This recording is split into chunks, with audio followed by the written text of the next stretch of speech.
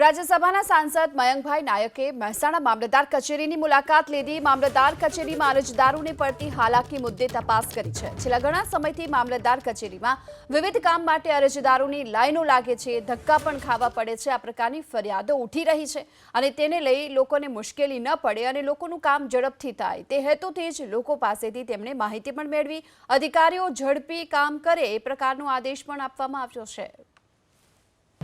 મામલતદાર રજા ઉપર મામલતદાર કોણ શું છે ભાઈ વૃદ્ધોને બહાર કરી રહ્યા તો પૂછવા આવ્યું લાવો લાવો તુરંત એના ખાતામાં આખે તો બેગ में फोन से 2 मिनट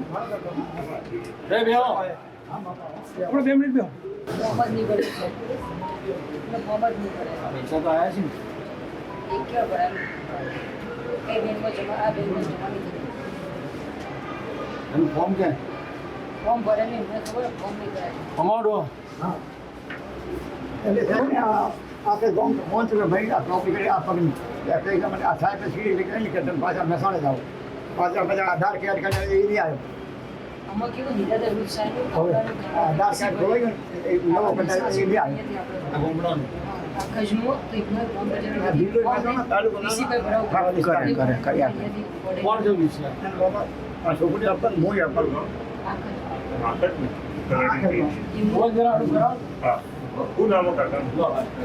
રેડિયો કરાવી દે હા મોજ રોમાઈ સાહેબ હા એક હવે તમારે વધુ વિગતો મેળવીએ સંવાદદાતા હારૂન નાગુરી આપણી સાથે જોડાઈ ચૂક્યા છે। હારૂન, સાંસદ પહોંચ્યા હતા મામલતદાર કચેરીએ, આ દરમિયાન કેટલા લોકોને હાલાકી પડી હોવાનું પણ સામે આવી રહ્યું છે અને શું આદેશ આપવામાં આવ્યા? મહેસાણાની મામલતદાર કચેરી ઉપર મોટી સંખ્યાની અંદર અરજદારો આવે છે ને આ 2 દિવસ સુધી લાઈનમાં ઉભા રહેવા છતાં તેમનું કામ થતું નથી, તેમના ધક્કા પણ ખાવા પડશે। જો કે આ મામલે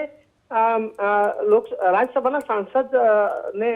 સમાચાર મળ્યા હતા અને ત્યારબાદ રાજ્યસભાના સાંસદ મયંકભાઈ નાયક ત્યાં પહોંચ્યા હતા અને અરજદારોની અપીલ સાંભળી હતી।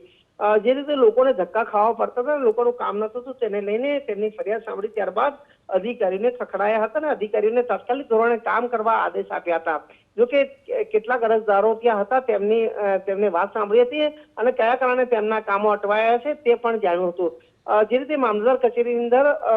ઘણા સમયથી લોકોના પ્રશ્નો હતા તેના અને લોકોના જે કામો થતા નતા તેવી પણ ફરિયાદ ઉઠી હતી અને ત્યારબાદ રાજ્યસભાના જે સાંસદ છે તે ત્યાં પહોંચ્યા હતા અને તેમને લોકોની ફરિયાદ સાંભળીને તેમને ઉકેલ લાવવા માટેની ખાતરી પણ આપી છે। જી આભાર આપનો આ સમગ્ર માહિતી બદલ। તો અરજદારોને જે મુશ્કેલીઓ પડતી હતી, જે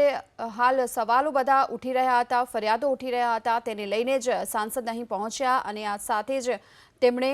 અધિકારીઓને પણ હાલ આદેશ આપ્યો છે કે જે વ્યવસ્થા યોગ્ય રીતે કરાવવામાં આવે।